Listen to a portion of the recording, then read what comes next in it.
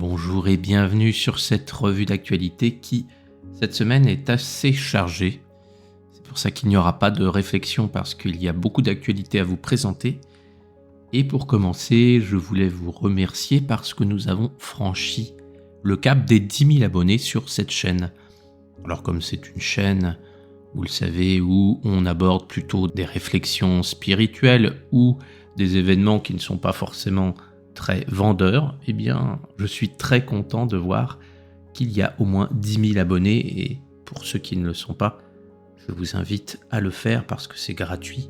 C'est juste un clic et puis pour la chaîne, ça permet de plus se faire connaître et de diffuser ces informations à plus de monde pour permettre à tout à chacun d'y voir plus clair et de pouvoir s'émanciper de la propagande de certains médias à l'encontre de l'Église et des croyants. Donc encore un grand merci à vous tous qui vous êtes abonnés et nous commençons tout de suite.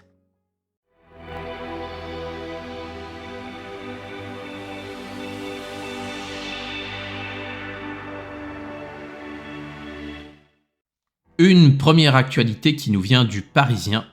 Et quand ça vient du Parisien, il faut toujours être prudent parce que c'est un site qui sert vraiment à fond l'idéologie dominante et nous allons le voir dans cet article.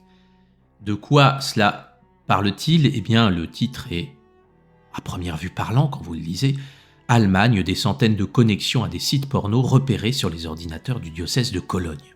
Que nous dit le Parisien ? C'est là, vous allez voir, où il faut être très attentif pour comprendre comment, à partir de pas grand-chose, on nous vend, comme toujours, l'Église comme étant la pire des institutions. Alors l'article nous dit, on nous dit que lors d'une série de tests, près de 1000 connexions ont été repérées sur des sites prohibés dont la majorité sont à caractère pornographique selon les médias allemands. Le diocèse de Cologne est en pleine polémique, des médias allemands ont révélé ce vendredi que près de 1000 connexions ont été détectées sur des sites prohibés sur les ordinateurs de travail appartenant au diocèse. Les détails de ces connexions n'ont pas encore été révélés, mais plusieurs centaines concerneraient des sites pornographiques. Alors là, je m'arrête juste un instant pour vous présenter la rhétorique de l'article. Déjà, on nous annonce des chiffres qui sont sans aucune référence. On vous dit 1000 connexions ont été détectées sur des sites prohibés. 1000 connexions, ça représente quoi ? Combien il y a de connexions sur le diocèse par jour ? On ne le sait pas. Donc si ça se trouve 1000 connexions, c'est très peu. Combien de personnes travaillent au diocèse par jour ? Encore une fois, on ne vous donne aucune référence. Ensuite, on vous parle de sites prohibés. Eh bien, il faut savoir que moi, j'ai travaillé dans une grosse entreprise. L'entreprise avait une politique informatique dans laquelle elle interdisait certains sites, mais ce n'était pas forcément des sites porno. Par exemple, Facebook était interdit. Pourquoi ? Parce qu'on ne voulait pas que les employés passent beaucoup de temps sur Facebook. Instagram était interdit. Vous voyez, ce n'est pas des sites qui sont pornographiques. Et pourtant, ils étaient interdits. Donc, déjà, l'article vous parle de sites prohibés, mais il ne vous explique pas quels sont ces sites. Là, on cherche à vous influencer en vous disant c'est forcément des sites abominables, mais ils ne le sont pas présentés. Donc déjà, il y a une malhonnêteté de la part. Et sur les sites de travail appartenant au diocèse, donc moi j'aimerais savoir qui travaille dans le diocèse, combien il y a de personnes, et puis pour savoir ce 1000 connexions, qu'est-ce que ça veut dire et sur quelle période. Si vous avez 1000 connexions qui ont été faites sur, 2 ans, ça représente rien du tout. C'est peut-être quelqu'un qui vient travailler en bénévolat et puis qui se connecte là-dessus, qui va voir une dizaine de sites et puis au bout de quelques jours, en un an, on atteint les 1000 connexions. Donc ça ne veut rien dire. Et là encore, 1000 connexions, ça peut être pourquoi ? Parce que quand vous ouvrez un site, parfois vous pouvez avoir une publicité pour un autre site qui, si lui il est prohibé alors que votre premier site ne parle pas de choses pornographiques. Donc vous voyez, c'est très flou. Ça vous donne juste des chiffres en dehors de tout contexte. Et pour l'instant, on utilise bien le conditionnel. C'est-à-dire que on vous dit les détails de ces connexions n'ont pas encore été révélés. Donc on commence à vous faire un article sur quelque chose sur lequel on n'a aucune info. On nous dit que c'est une batterie de tests pour la sécurité informatique du diocèse qui a été réalisée en juin dernier et qui dévoile l'ensemble de ces données. Donc là aussi, moi je suis assez curieux parce qu'on nous explique rien du tout. Prenons une grosse entreprise comme par exemple Total, qui a mis en place une politique informatique pour interdire certains sites à ses employés. Et imaginons que le responsable informatique prenne conscience qu'il y a eu des connexions sur ces sites. Est-ce que la première chose que ferait ce responsable informatique, ce serait alerter la presse pour dire « Ah, venez journalistes, regardez, des personnes de chez nous se sont connectées à des sites interdits. » Enfin, qui ferait ça? Eh bien là, ça a été fait. On ne sait pas par qui, on ne sait pas pourquoi. Et là encore, je le répète, mais c'est très important, on ne nous dit pas quels sites sont interdits par l'archidiocèse. C'est pas fort. Ça peut être, par exemple, je ne sais pas, ça peut être Amazon, parce que le diocèse a décidé qu'il n'avait pas envie qu'il y ait de paiement de la part du diocèse sur Amazon. Ça peut être ça. On ne sait pas. Donc on vous laisse dans le flou pour vous dire, voyez, hein. Et par rapport aux sites porno, on nous dit concernerait des sites pornographiques. C'est-à-dire que là encore, le Parisien met le conditionnel pour vous influencer, vous dire, voyez, c'est du porno. Et je rappelle que le porno n'est pas interdit. Un adulte a le droit d'aller voir un site pornographique. La loi ne va pas vous dire vous êtes condamné. Donc, il n'y a pas de crime qui a été fait par rapport à ça. Au regard de la loi, la personne qui s'est connectée peut avoir un problème par rapport à son entreprise, mais on ne va pas la mettre en prison parce qu'elle a regardé un site pornographique. Mais c'est ce qu'on laisse entendre. Et tertio, point là aussi très important, c'est que il y a quelque chose qui ne va pas dans cet article, parce que vous êtes responsable informatique, vous programmez les accès Internet pour qu'ils interdisent certains sites que vous ne voulez pas, hein, comme je vous l'ai dit, ça peut être des sites porno, mais ça peut être aussi des sites marchands, parce que vous avez décidé que dans la politique de votre entreprise, vous interdisez ces sites. Mais alors, comment ça se fait que des personnes ont pu se connecter dessus? C'est que les sites ne sont pas interdits.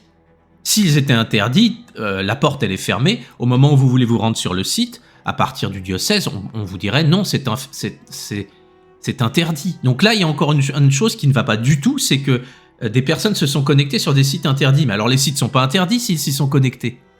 Vous vous rendez compte de l'arnaque intellectuelle? Mais quelqu'un qui va lire en diagonale va dire « Oh là là, le diocèse va sur du porno, donc le diocèse va sur des choses pervers, donc on amalgame l'église à pédophilie. » Et c'est ce que va faire le Parisien dans la fin de l'article, puisqu'ils nous disent que l'archevêque de Cologne est rattrapé par sa gestion des précédents cas d'agression sexuelle au sein de son diocèse, parce qu'il avait affirmé sous serment qu'il n'était pas au courant des accusations d'abus sexuels visant l'un des prêtres du diocèse. Donc là, on voit que les deux affaires n'ont rien à voir, mais pourtant le Parisien crée un lien, d'un air de dire, vous voyez, dans le diocèse en Allemagne, ce sont tous des pervers, ils vont sur des sites interdits, lesquels on ne sait pas, mais on présume qu'ils sont pornographiques, ce qui n'est pas interdit par la loi, mais pornographique, ça veut dire quand même, n'oubliez pas, qu'il y a eu des abus sexuels, donc en gros, l'Église, c'est tous des dépravés. Alors, je précise que pour moi, il est très important de condamner fermement tout abus dans toute la société, tout ce qui menace des personnes de quelque nature que ce soit doit être condamné. Simplement, ce que je n'apprécie pas, c'est que à chaque fois, on stigmatise l'Église pour nous montrer qu'en gros, la perversion n'existe que dans ce domaine-là. Et là, vous l'avez vu, le Parisien utilise du conditionnel, il n'y a pas d'investigation, on nous donne aucune véritable info, on nous sort des chiffres tout simplement pour vous influencer et pour, à la fin de l'article, vous amener à la conclusion qu'il y a des abus sexuels. Et d'ailleurs, on ne sait pas si ce sont des abus sexuels là sur des enfants ou des choses comme ça, mais on vous laisse sous-entendre en filigrane pour que vous en arriviez à la conclusion qu'il ne faut surtout pas vous rapprocher de l'Église parce que c'est un lieu le plus abominable. Voilà, cet article est très très important parce qu'il vous montre comment, avec peu d'infos, vous pouvez amener des personnes qui vont le lire en diagonale à de fausses conclusions, et c'est habilement fait, et vous remarquerez beaucoup de médias agissent ainsi. Deuxième actualité, nous revenons sur l'affaire des Sables d'Olonne. Je résume en quelques mots, vous le savez. En 2018, on avait mis devant l'église une statue de Saint-Michel qui terrasse le dragon. Ça ne posait de problème à personne. Et la Libre Pensée, qui est une association laïque qui se dit défendre la laïcité, avait porté plainte en disant que c'était interdit de faire ça. Alors il y a eu plusieurs rebondissements dans l'affaire, il y a eu appels, etc. Mais au final, le résultat est que le Conseil d'État a rejeté le pourvoi formé par la ville des Sables d'Olonne pour maintenir la statue de l'archange Saint-Michel. Et renvoie la commune au jugement du tribunal administratif de Nantes, lui enjoignant de la déplacer, de la retirer, de la déboulonner, au nom de la séparation de l'Église et l'État. Alors la finalité de tout ça est intéressante. Vous allez voir que quand vous voulez connaître quelqu'un, ne regardez pas ce qu'il dit, regardez surtout ce qu'il fait. Et bien là, c'est ce que nous allons faire avec les conséquences de la plainte de la libre pensée. Puisque, effectivement, la statue doit être déboulonnée, donc vous pouvez peut-être être triste en vous disant « mais c'est quand même très triste de faire cela », alors que, je le rappelle, les personnes qui vivent au Sable d'Olonne n'avaient de soucis par rapport à cette statue. Tout le monde la trouvait très belle. C'est juste la libre pensée qui n'habite pas dans le coin, qui est venue mettre son grain de sel pour, excusez-moi l'expression, emmerder tout le monde. Eh bien, la finalité va être quoi? C'est qu'effectivement, ils vont déboulonner la statue, mais elle sera déplacée de quelques mètres parce qu'il y a eu un accord qui a été trouvé avec le diocèse, qui a racheté quelques mètres carrés de la place à la ville, et on va donc mettre cette statue à quelques mètres seulement sur une portion qui appartiendra au diocèse, et donc là, le diocèse aura effectivement le droit de mettre une statue sur un terrain qui lui appartient. Alors si on résume cette affaire, nous comprenons que la libre pensée déjà ennuie des personnes qui n'ont rien demandé, donc porte plainte. Normalement, je vous rappelle qu'on porte plainte en justice par rapport à un vrai préjudice, quelqu'un qui a été volé, quelqu'un qui a été je ne sais pas, molesté, etc., escroqué. Mais là, on porte plainte pour un détail, véritablement. Tout le monde est ennuyé par rapport à ça. Et la finalité, c'est quoi? C'est que tout ça a coûté de l'argent, puisqu'il faut vous rappeler qu'un procès, eh bien, ça demande qu'il y ait des magistrats. Ces magistrats sont payés évidemment par l'argent public. Et tout cela pourquoi? Pour qu'au final, on déplace une statue de quelques mètres. C'est vraiment ridicule. Et ça vous montre que dans quel camp joue la libre pensée, puisque nous sommes dans un pays où il y a de plus en plus d'horreur, il y a de plus en plus de barbarie, et la justice devrait être là pour traiter ces barbaries, mais aujourd'hui on voit qu'on n'a plus... il y a certains délinquants qui ont 15 jugements en attente parce que les tribunaux sont pleins, et sur quoi travaillent les tribunaux? Sur des plaintes de la libre pensée qui demandent à ce qu'une statue que tout le monde adore soit retirée sur des concepts de laïcité. Ça n'a aucun sens. Ça vous montre donc dans quel camp se trouve cette libre pensée. Mais ça, si vous avez suivi les différentes revues d'actualité et les différentes plaintes que cette association a posées, vous le savez déjà. Voilà, c'est juste quelques mots, mais pour vous informer que quoi qu'il arrive, la statue, finalement, elle restera là, et c'est ça l'essentiel, c'est-à-dire que il y a toujours des solutions. Il ne faut jamais baisser les bras, même dans un État qui est fortement corrompu, comme on le voit dans la décision finale de justice. Eh bien, les habitants des Sables d'Olonne, en s'associant avec le diocèse, ont trouvé une solution. Et c'est ça qu'il faut retenir, c'est qu'il y a toujours des solutions. Alors l'actualité qui va suivre est assez choquante. Si jamais vous êtes sensible, ne regardez pas les images, passez directement à l'actualité suivante.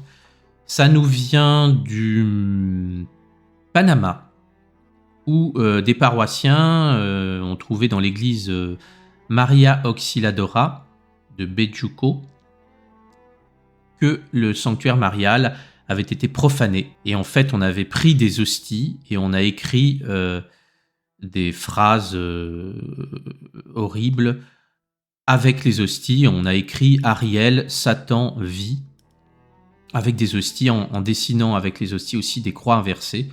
Donc, je vous montre les images là qui sont très choquantes. Ça vous montre encore une fois que des sacrilèges ont lieu dans le monde entier. Alors, je ne connais pas la finalité de l'histoire, est-ce qu'il y a eu une enquête ou pas. Mais en plus de ces abominations, il y a eu des images saintes qui ont été placées contre le mur. Il y avait là une véritable intention de choquer par rapport à ces actes. Et la police, évidemment, a mené une enquête parce qu'il y a une plainte qui a été déposée. Mais, contrairement à d'autres cas de figure, là, il n'y a pas eu d'effraction, c'est-à-dire que les portes et les fenêtres de l'église n'ont pas été forcées. Qu'est-ce que cela signifie? Je ne sais pas. En tous les cas, ça reste quand même quelque chose de très choquant et je ne m'étendrai pas plus sur cette actualité.